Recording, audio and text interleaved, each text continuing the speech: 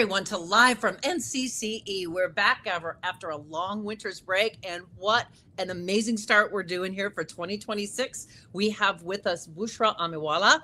I don't even know if I'm sure you've heard of her because she is the first Gen Z elected official in the United States. Let me see if I can get a few of these, Bushra. UN Gender Equality Award from the United Nations just 3 short years ago. Glamour Magazine's College Woman of the Year. Forbes 30 under 30. And I'm sorry, I love speech and debate. So when I read you were the national debating champion at Harvard University and it was policy, holy cats and jammers, that's amazing. And she's announced her campaign to run for Illinois' 9th Congressional District. And she is our opening keynote at NCCE 2026. Bushra, welcome to the show. I'm so happy to be here. And Tammy, that was so sweet. I feel like I get really shy when people read my bio, but you did it in such an integrative, inviting way. So it's awesome to be here. And I'm excited to chat all things education. I was reading your email signature and we have a lot in common and a lot also not in common. So I feel like our perspectives around education, I'm really excited for the conversation today. Excellent. Well, it's wonderful to have you on the show. Yeah, it'll be interesting. You're Gen Z and I'm a baby boomer, so it will be, but I kind of feel like we're sisters here, so we'll find out. So let's start with your, I'm trying to think which one I want to start with. I want to hear about your debating championship because, everything comes from, in my humble opinion, you've got to be able to speak in front of people. And policy is the one where you've got suitcases and suitcases of data, right? So how did you get into that? Yes. And I'm so happy we're starting with my time on the debate team because it's one that I don't get to talk about as often. And it really is one of those life experiences when you're looking backwards that has shaped me into the person that I am today. So for context about how policy debate works for people who may or may not know, the way it works, and Tammy, you kind of queued this up, is we have to literally bring the evidence that we plan on addressing during a debate. And in order to make sure that evidence is valid, you have to read it all in 8 minutes in one of the early parts of the tournament. So sometimes I still struggle with speed reading. I talk really fast at times because that's something they teach you during that time. Like it's literally a part of the debate. That also means that sometimes before a debate on any topic, you're pro or against. And even for me now as an elected official and policymaker and decision maker, that means I understand every single side of the argument for every single topic that I know. And yet I still come to a consensus within my heart of hearts of what I believe. And I honestly got on the debate team because public speaking was a requirement in high school. So, I mean, we can talk about what it looks like to have a mandated public speaking requirement, the pros and cons. For me, the pro was it invited me to debate. And something that's special about Gen Z that I have to call out now, but we can maybe talk a bit more about it as this conversation progresses, is that I was the generation that saw landlines still plugged in to our walls. And I was one of the youngest generations to have a cell phone in my hand. And I was in high school when that boom was happening. So there was a lot that was going on during that time, but speech and debate continues to be something that inspires me from a staying informed standpoint, but also from, to your point, a public speaking and connecting to your audience standpoint. So it's really one of those things that has shaped me in an awesome way. So I tell people that my sport in high school was debate.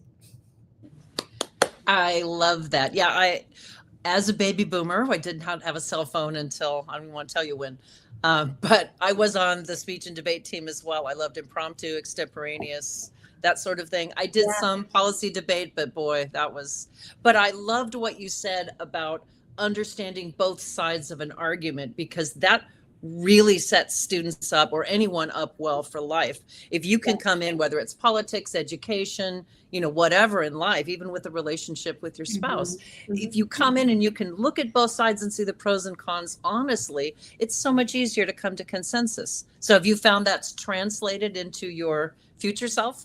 I absolutely think it has. I mean, I think in today's day and age where the world can be so divisive, where people are just polarized in their own opinions. And honestly, to talk a bit about social media, even, we're seeing our algorithms feed into further polarization. So now you subconsciously believe everyone agrees with me. Like I'm only being served content of this position and idea and platform that of course I'm right. And that is what's wrong. That is what actually I think people in our country need to be a little bit scared about, because that's why things are becoming so polarized. So even that, being exposed to someone who has a different thought or belief than you, I think debate was a micro example of me being almost obsessed with learning about people who disagree with me. And it wasn't, I mean, purpose of debate is to convince someone onto your side. But as I got older, I think it was tapping into this realm of radical empathy. Like I just wanted to empathetically understand where people were coming from. And it's not because I had someone want to agree with me. And I don't think it's because someone was inherently net good or bad, but I was someone that was always really curious about the way the world worked growing up. So I was just fascinated by how that worked and functioned. But Tammy, I'm curious for you, when you were someone who was on the debate team and exploring different arguments, and even what I just said about how the world can come off so polarized, is this something that you would agree upon, or would you be like, no, it was actually always like that? Well, we seem to be a bit politer about it. I think we always had disagreements. I come from a family of people on both sides of the Uh-huh. political spectrum, and we never argued. I mean, there was just this polite agreement that, we love each other, and we're not going to talk. And nowadays, that fence, that screen, whatever was there, that politeness is seems to be gone.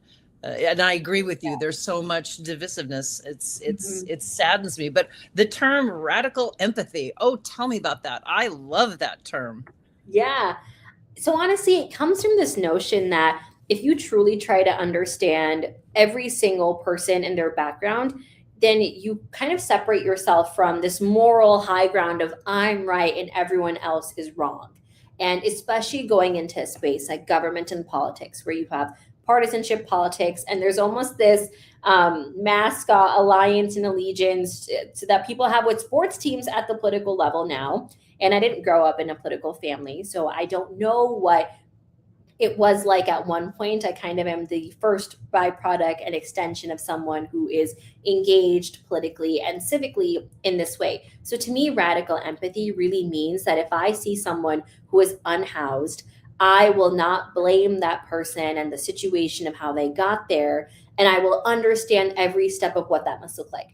Conversely, radical empathy means that if I come across someone who's a veteran who has served our country in some capacity, and they make a statement about folks for being lazy or what have you, I can also empathetically understand where that is coming from. And it's a way to humanize people. I think that's what at the core of what it is. And Tammy, to your point about screens and that politeness being lost, people's behind a screen and a cell phone suddenly has allowed people to have permission to say anything and everything they want with no remorse. And a lot of the people who are commenting from ghost or fake accounts as well, right? Like they're not even, I know, right? Like they don't even have their own name or their own profile picture on that, because there's this intrinsic shame with what is being commented and what is being spewed and what is being shared. But that is something that I think has always been inspiring to me. And I don't know a bit about Tammy, your background, about where you grew up and stuff, but I grew up in one of the most diverse areas in our state.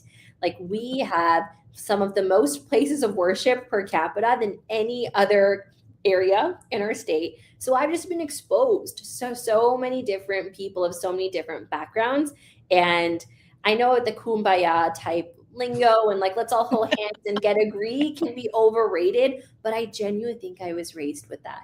And I have a hard time seeing that in our future, to be honest. Well, I have more hope for it on a local level than I do it on a national level. But I love how you transitioned that screen into a computer screen. Ever since, and I had my first home computer in 1986, so you know how old I am. But I realized from a very early start that it was very easy to say things because people couldn't see you in those days. There weren't cameras. It was just posting things on bulletin boards. And it's really still translated into that.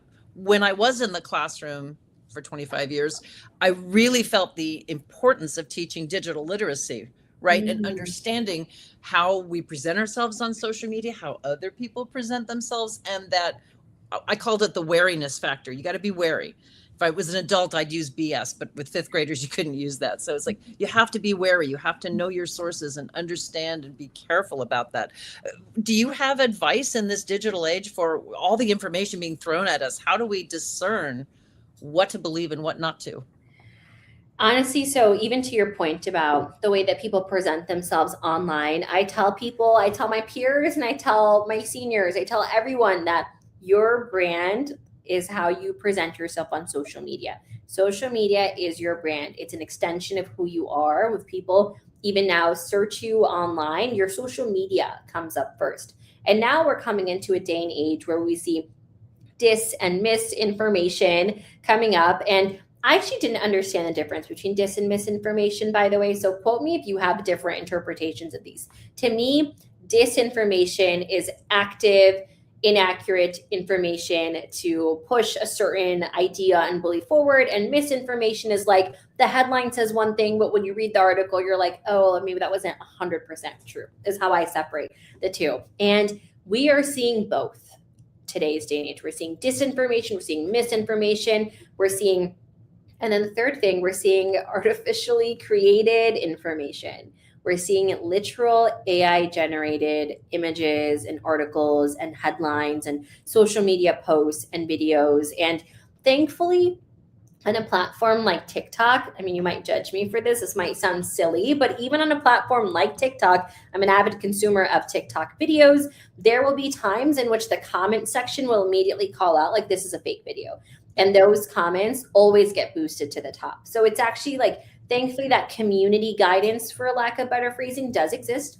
However, I think on a platform like Meta, it is the hardest to discern AI generated and falsified content on a platform like Meta. And I'll just call it for what it is, right? And I think, so to me, seeing where it gets called out better, that reminds me to be like a contributor and a community member online, is to actively call out, like if I have an aunt that is posting dis or misinformation, I will let her know, like, hey, this is either inaccurate or there is something that is missing in the contextual piece of what you believe in, right? Like those are things that are tangible things that every single person can do walking out of once they see these types of things. But there will come a point where it will be so embedded in what we consume that I don't know if people will be able to tell the difference. And I think this is why generations come up. So I think there will be some generational divide between who can tell the difference between AI generated content and who cannot. And I think we're already somewhat starting to see that, but I'm curious if that's a stretch, Tammy, or do you think that's a fair claim to say? I think it's a fair claim, especially my mom passed a few years ago, but she would see things on social media. She'd go on the Facebook to talk to relatives, in North Dakota, and she would see things and say, "Did you see this?" Like, yes, but it's not real. How do you know it's not real? I could see it. So, but if you take a look, my boomer age, I mean, I went and saw Star Wars in the movie theater front row. My husband and I were right there. And if you watch it today, you're like, oh, I can see all the, yeah, it's so fake, So we do, I mean, I think you get a better discerning eye as you get older, but also as educators, we're called to help our students build that discerning eye. And I loved making sure that I would have students bring examples in. Let's take a look at it. Is it real or isn't it? Do we believe it? Or was it AI generated? So do you find that?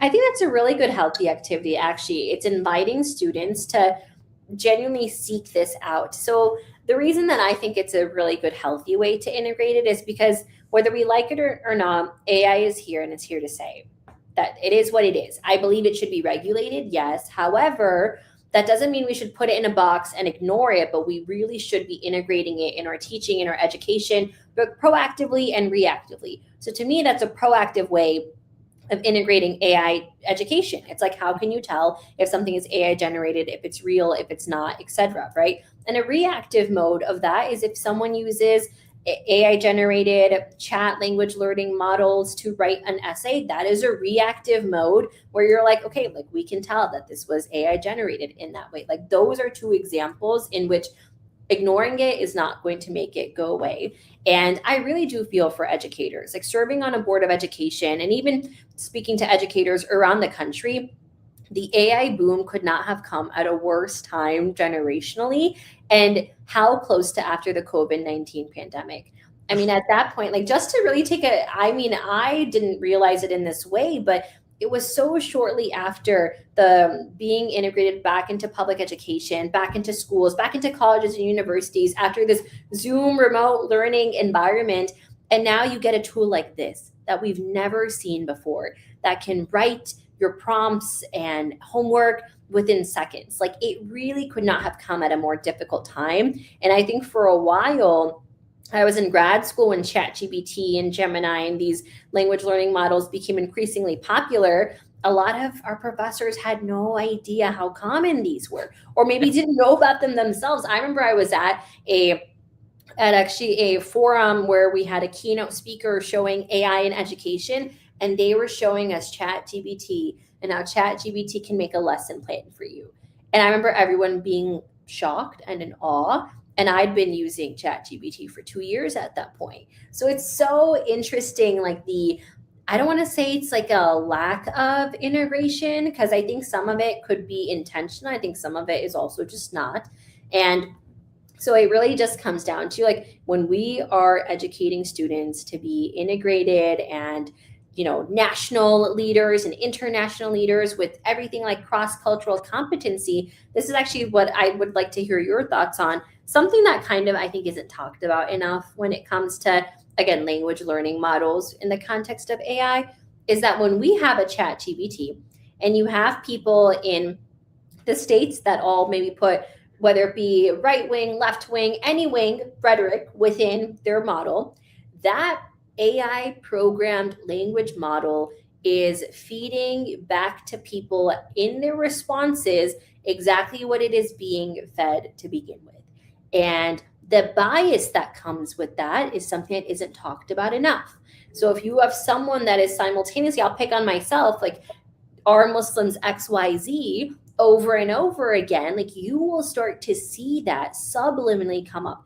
And I think that the racial implications to further racism and sexism is not talked about enough when it comes to AI and education. So that's something I'm curious, Tammy, if you've seen it in your circles at all, or if that's something you had heard of, or because I haven't seen any research on it yet. Maybe it's too soon to see something like that. I haven't seen, haven't seen anyone actually research it, but there's absolutely an implicit bias in AI. I mean, it depends on who's coding it in the first place, right? I remember reading an article about a journalist who had typed in, she wanted to have AI make her a professional headshot, right? Mm-hmm. And she said, here's my picture, and I want it to be a professional headshot, and here's the environment. And it turned her, an Asian woman, into a blonde-haired, blue-eyed, and it's like, mm-hmm. So we know that there's bias built into it. So you've got to have that wary. I love I don't know if you've read, the Washington State Superintendent of Schools has an AI policy, and it's very much human interaction first, then AI, then human. You question first, like the human puts the question, and here's what I want to do. The AI spits out what it's going to spit out, and then we take a look at it. We discern, we edit, we change, we shift, we mold it into what it needs to be. We can't just look at AI and go, yeah, that's it, slap it up there.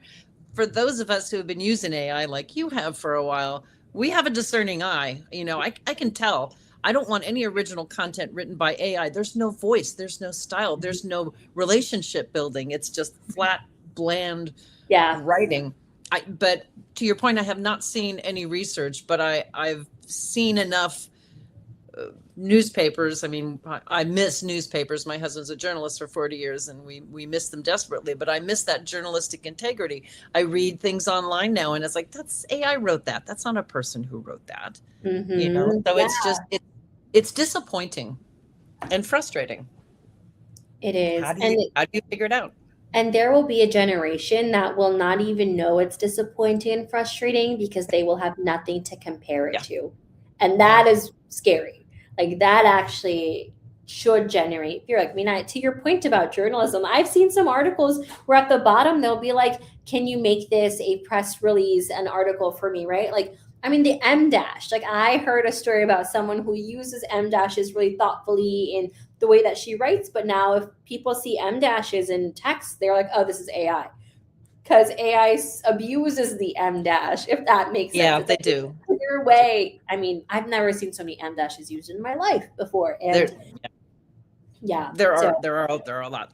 Well, the yeah. thing that frustrates me about current journalism, there's still some real journalists out there, Yeah. but now it seems to be post a picture that is not related to your story that will get someone to click on it, and then when you read a headline that interests you and you click on it, that part of the headline is not addressed until 2/3 down after you've gone past 100 ads. The old school style of your lead having your who, what, when, where, so everything's up at the top. Mm, Good writing for a journalist, it's gone. Unless you yeah. read New York Times or, Yeah. good And periodicals. and it's hard. Like, I don't like who's to blame and what's to blame, right? So to me, it comes back to critical thinking.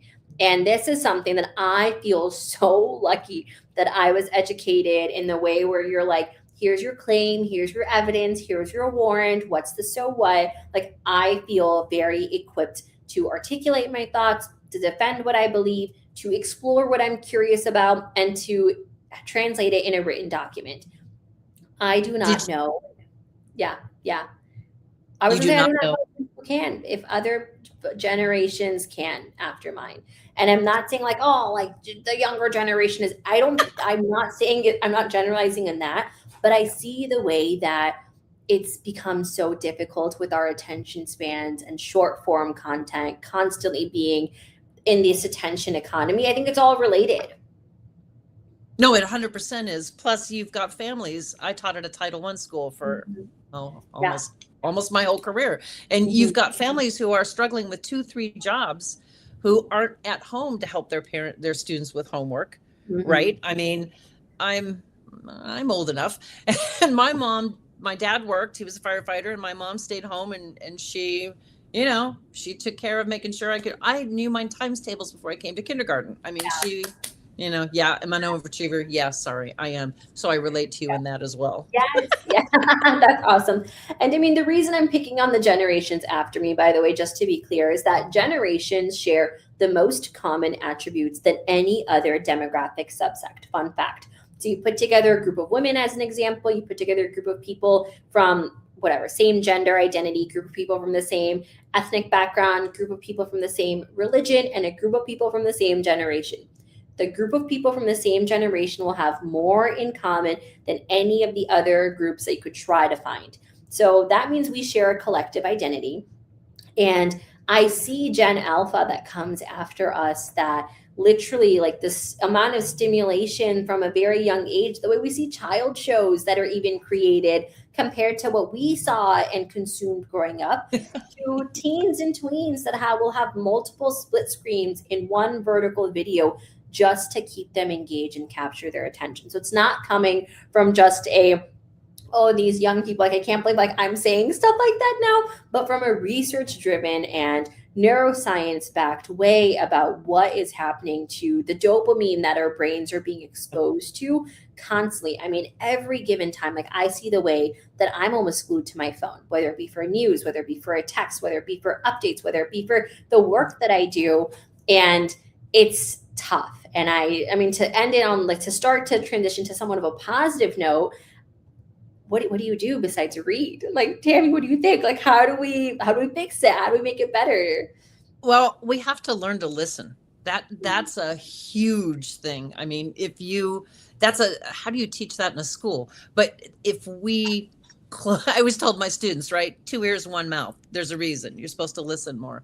But that's the problem. And you were talking about the radical empathy. You can't empathize with someone if you don't shut your mouth, stop thinking about what you're going to say next, and listen to what the other person is telling you about their experience or their thoughts or their life. Yeah, Right. So I think that's a skill that that really needs to be emphasized. it is. It is a huge skill. And I see the ways that it's becoming increasingly difficult to find common ground with folks unless you have the ability to listen and to ask questions in a thoughtful way.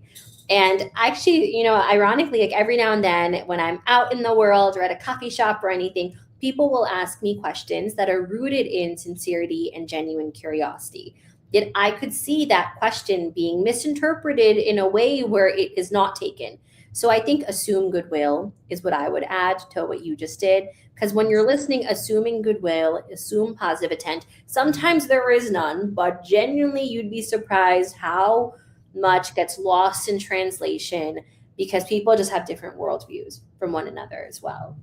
Oh, no, that's 100% true. What I've found at my advanced age is that when it comes to different sides of the spectrum, when we live in the same area geographically, like I live in a small town, there's 7,000 some hundred people. In a small town like that, when you've got your city council, it doesn't matter what side of the political spectrum they're on. We live in the same town. We see what happens, you know, as a result of what you're doing at the city council or the planning commission or whatever.